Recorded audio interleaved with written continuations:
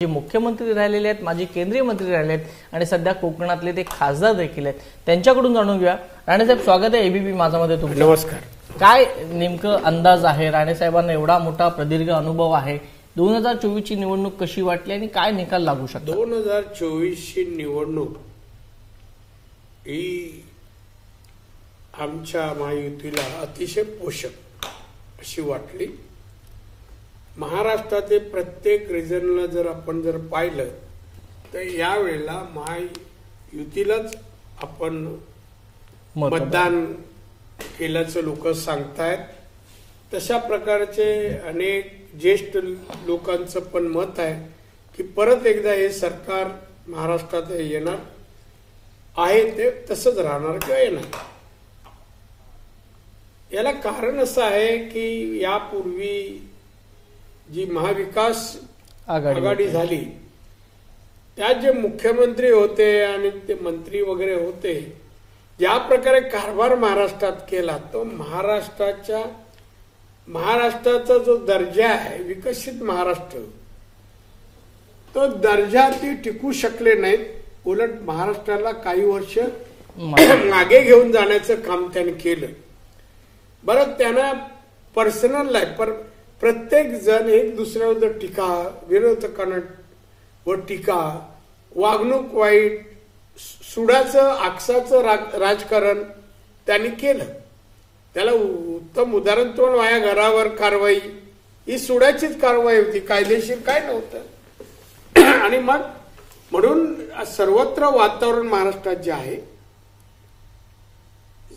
माननीय एकनाथजी शिंदे यांनी अतिशय चांगलं काम केलं। त्याच्या जोडीला देवेंद्र फडणवीस आणि सन्माननीय अजित पवार यांनी चांगली साथ दिली। तसं कुठल्याही प्रकारे महाराष्ट्रात कुठला प्रक्षोभ निर्माण झाला नाही, तेढ जातीय दंगली कुठल्या तशा निर्माण झाल्या नाहीत। कारभार चांगला होता, विकासावर, मुंबईच्या विकासावर भर दिला गेला। अतिशय फार चांगल्या रीतीने मुंबईचा विकास होतोय। काही वर्षांनी मुंबई जागतिक दर्जाचं हे शहर आहे, ते खरंच जागतिक दर्जाचं बनवलं गेलंय आहे आणि टिकेल अशा प्रकारे। तुम्ही ज्या पद्धतीनं कौतुक करताय महायुतीचं, पण तो दुसरीकडे महायुतीने, महाविकास आघाडीने तर शपथविधीची तयारी जवळपास पूर्ण केलेली आहे, बैठका चालू झालेल्या आहेत। त्या बैठकावर येतो मी, नवरीचा पत्ता नाही आणि हॉल घेतलाय, सगळी त्या बँड बाजा आलाय, सगळ्या, पण नवरी कुठे आहे, सत्ता कुठे आहे, कोणाच्या नजरे म्हणजे किती ह्याच्यात आहे काय सांगू सर। असे खरं म्हणजे हे दाखवणं ना, आम्ही हॉटेल घेतलंय, आम्ही अमुक करतोय, संजय राऊत अमुक। अरे संजय राऊत आहे, संजय राऊत म्हणजे वाटोळच आहे, शिवसेनेचं लावलं त्यांनी। माननीय बाळासाहेब असताना सत्तेवर गेलो आम्ही, हो 95ला साहेबांनी एवढा वर्चस्व महाराष्ट्रात केलं। आता कुठे आहे वर्चस्व? काय हो, थोड्या दिवसांनी ह्याच उद्धवला आणि आदित्यला रस्त्याने चालणं कठीण होईल। काही नाहीये, हे सगळं देखावा आहे, आम्ही येतोय दाखवायला। आणि आता म्हणून काही तास राहिले, बघूया ना कुठे येत आहे ते। घाई लागले संजय राऊतांना सत्ता स्थापना, घाई लागले म्हणजे नेहमीच घाई असते, त्यातून काहीतरी मिळवायचं असतं। पण तो का मुख्यमंत्री होणार नाही, तो काय त्या लायकीचा नाही, गुणवत्तेचा नाही, त्यामुळे तो काय प्रश्न नाहीये। येणार आमचीच महाआघाडीच, आमची सत्तेवर येणार, आम्ही सत्तेवर आमचे पक्ष बसणार आणि त्याच्यामध्ये आमच्या तिघांमध्ये बीजेपीच्या सगळ्यात जास्त सीट असतील। दादा, दुसरीकडे काँग्रेस असं दावा करतंय की आम्ही सत्ता स्थापन करतो आहोत, ज्याला कोणाला आमच्या मताशी सहमत असतील त्यांच्यासाठी आमचे दरवाजे उघडे, तसं बाळासाहेब थोरात स्वतः म्हणतात। बाळासाहेब थोरात म्हणतात, त्यांना कुठला दरवाजा पाहिजे, कोणाच्या दरवाजाकडे डोळे लावून बसले आहेत?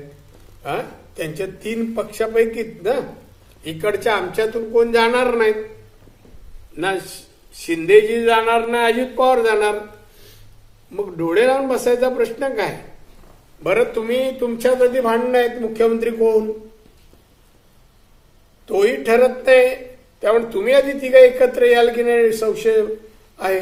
अजून तर म्हणजे सिनियर असलेले तुमच्या 3 पक्षात माननीय शरद पवारजी नक्की कुठल्या ट्रॅकवर जातील तोही तुम्हाला अंदाज नाहीये. त्यामुळे बाकीच्यांनी अंदाज व्यक्त करू नये. थोरात साहेबांना सांगा आधी मत घ्या म्हणा पवार साहेबांचं. साहेब भाशिंग घेऊन यायची का काय, हे ऐन मुख्यावर अजून काहीतरी नवरा तयार व्हायचा असं आहे म्हणा. नको नाही, पण तुम्ही आता महाराष्ट्रातलं एवढं राजकारण तुम्ही पाहिलेलं आहे. तुम्ही शरद पवारांवर ज्या पद्धतीनं बोलताय, नेमकं काय वाटतं शरद पवारांची बोलताय ना, मी का वाईट बोलत नाही. शरद पवार धूर्त नेते आहेत. ओके, कुठल्याही क्षणी त्यांच्या पक्षातल्या आमदारांच्या हिताचं, राज्याचा हिताचा निर्णय घेऊ शकतात असं मला वाटतं. म्हणजे मी परत एक थोडंसं रिपीट करतो. 2014ला शरद पवारांनी सत्ता स्थापन होण्याआधी एक स्टेटमेंट दिली होती सिल्वर ओकच्या बाहेर. प्रफुल्ल पटेल आले होते, बोलले की भाजपला आम्ही बाहेरून पाठिंबा द्यायला तयार आहोत. ज्यावेळेला युतीचं गठबंधन होतं, म्हणजे युतीची सत्ता येणार होती. एक उद्धव ठाकरे थोडेसे नाराज होते काही गोष्टींमुळे. त्यानंतर 2019ला अजित पवारांनी जो शपथविधी घेतला देवेंद्रजींबरोबर, त्याच्यामध्ये अजित पवार म्हणतात शरद पवार पण होते. त्याच्यानंतर महाविकास आघाडी स्थापन झाली. 2024ला जी काही समीकरणं जुळतील किंवा महायुतीची जर समजा सत्ता आली, त्याच्यामध्ये शरद पवार परत दिसतील असं काय मी हमखास सांगू शकत नाही. असं होऊ शकतं, बाकीत असं होऊ शकतं संकेत. हा का असं का वाटतं तुम्हाला? वाटतं असं, मला डाऊट येतोय. काही ते आता आपण न्यूज पेपर वाचतो, विश्लेषण पाहतो, बातम्या एवढ्या, त्याच्यावर मला काहीतरी हालचाल आहे. आणि उद्धव ठाकरे आणि त्यांचे ते महाविकास आघाडी वगैरे सत्तेत येत नाही. बस झालं, लोकांना कंटाळा आला. एक 2.5 वर्षात 2 दिवस फक्त मंत्रालयात काय, राज्याचा एक मुख्यमंत्री जो असतो ना, त्याला 2-2 हजार फाईल पर डे येतात, निकाली काढावे लागतात, निर्णय घ्यावे लागतात, अधिकाऱ्याशी चर्चा करावी लागते. राज्याची आर्थिक स्थिती काय आहे, सर्व विकास कामांना पैसे जात आहेत की नाही, ते कळलं तर ह्याच्यातलं काय गंध नाही द्या माणसाला. तुम्हाला नाही झालं नाही. महाविकास आघाडीचा संसार जास्त काय टिकणार नाही. काय संसार म्हणजे काय, सत्तेत नाही आता आहे तो, विरोधी पक्ष म्हणून पण विरोधी पक्ष म्हणून पण नाही. आणि यांचा कोण आहे विरोधी पक्ष नेता असं होण्यासारखा, कोण आहे यांच्यामध्ये? मध्ये बेसिक जी राजकारण आहे एवढं, म्हणजे आता 2024 आहे, महाराष्ट्राला, संयुक्त महाराष्ट्राने एवढी वर्ष झाली महाराष्ट्राला, महाराष्ट्राने पुढे पुढे शिखरावर जायचा प्रयत्न केला. एक तर छत्रपती शिवाजी महाराजांचा महाराष्ट्र जो सत्तेवर यायचा, तो पहिला म्हणायचा आम्ही लोककल्याणकारी राज्य बनू. आजही तसं हवं तसं झालं नाहीये. पण ती क्षमता यांच्यामध्ये नाही ना कोणामध्ये. बीजेपीची केंद्रात सत्ता आहे, राज्यात सत्ता असेल, बीजेपीला काही कोणते प्रकल्प करायचे असेल त्वरित अनुमती मिळेल, पैसा हवा असेल केंद्र देईल, मदत करेल. पण ज्यांची क्षमता नाही, माणूस यायचे. आता कोरोनाच्या सारख्या रोगाला लाखो लोक गेली, त्यात पण या लोकांनी पैसे खाल्ले. या मुख्यमंत्री उद्धव ठाकरे त्यांच्या चिरंजीवानी केस चालू आहे. कोरोनामधील औषध खरेदीमध्ये पैसे 15%. पण आता तेच संजय राऊत म्हणतात की परत उद्धव ठाकरेंच्या नेतृत्वाखाली सरकार येईल. दुसरी गोष्ट ते आरोप करतायत की महायुती आहे, 50 खोके अपक्षांना ऑफर दिली जाते, 50 खोक्यांची. हॉटेल्स बुकिंग केले जाते. संजय राऊत तुमच्यावर आरोप करतात. आम्ही कशाला हॉटेल बुक करू? आम्हाला बुक न बुक करता आम्हाला पण एंट्री आहे ना. अरे काय बुक बिक म्हणतो रे तू? हा काही याचं ना लोकांनी ऐकावं असं त्याचं कुठलं वक्तव्य नसतं.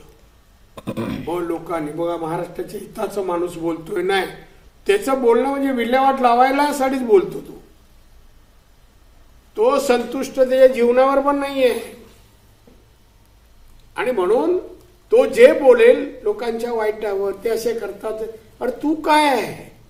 तू तुझ्याजवळ बघ ना, तू यशस्वी तुझ्या जीवनावर झालास का? तुझ्यावर नाही का केस आहे? ती कसली आहे? तीर्थयात्रेला काशीला जाऊन आला म्हणून केस आहे का? आहे ना केस, जेलमध्ये होता ना, काही बोलू नको मला. तुला जी या महाराष्ट्रात तरी किंमत शून्य आहे. आता माननीय उद्धव ठाकरेंनी का ठेवलाय माहित नाही, कोणतरी पाहिजे टपाल पोचवायला, एवढंच. म्हणजे उद्धव ठाकरेंचं स्वप्न पूर्ण होत नाहीये तर कदापि होणार नाही. आता काय झालं ना, एकदा जाऊन वाट लावली ना महाराष्ट्राची, परत कुठे आणि येणं गेलाय कायचं. मग महायुतीचा सीएम पदाचा चेहरा कोण असेल? महायुतीचा तुमच्या तिन्ही पक्षांचा चेहरा कोण असेल?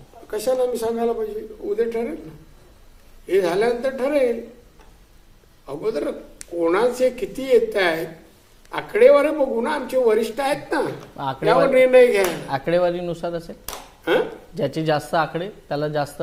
नाही, ते जास्त काही जे ठरायचं ते आमचे दिल्ली वरिष्ठ नेते ठरवते. पण तरी पण राणे साहेबांना काय वाटतं की महाराष्ट्राचा फॉर्म्युला, मला वाटतं ते मी सांगणार नाही. महाराष्ट्राचा फॉर्म्युला ज्या पद्धतीने आला, पण एवढं तर तुम्ही कन्फर्म आहात की महाराष्ट्रात महायुतीचं सरकार येत आहे 100%. आणि शरद पवार हे कुठल्याही ट्रॅकला जाऊ शकतात अशी शक्यता आणि संभावना तुम्ही व्यक्त केलेली आहे. खूप खूप धन्यवाद आमच्याशी बातचीत केल्याबद्दल. तर हे होते महाराष्ट्राचे ज्येष्ठ नेते नारायणराव राणे. यांनी सांगितलं की शरद पवार हे कुठल्याही ट्रॅकला जाऊ शकतात. 2014ला त्यांनी बाहेरून पाठिंबा भाजपला सांगितला होता, परंतु आता मात्र पवारांची भूमिका नेहमी आमदारांना सत्तेच्या बाजूने ठेवण्याची असते असं मत नारायण राणे यांनी व्यक्त केलं. त्यामुळे पवार साहेबांची भूमिका नेमकी आता ह्या निकालानंतर काय असणार याकडे संपूर्ण महाराष्ट्राचं लक्ष असेल.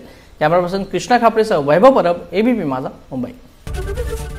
एबीपी माझा, उघडा डोळे बघा नीट.